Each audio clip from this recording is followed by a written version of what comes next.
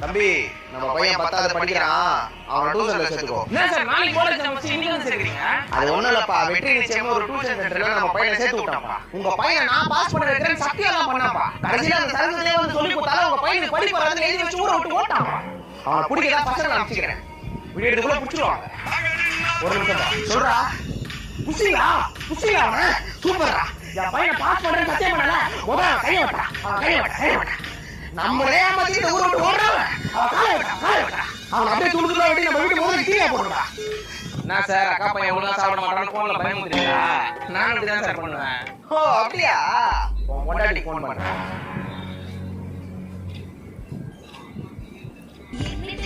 உன் பொண்டாட்டி போன் தானே இது?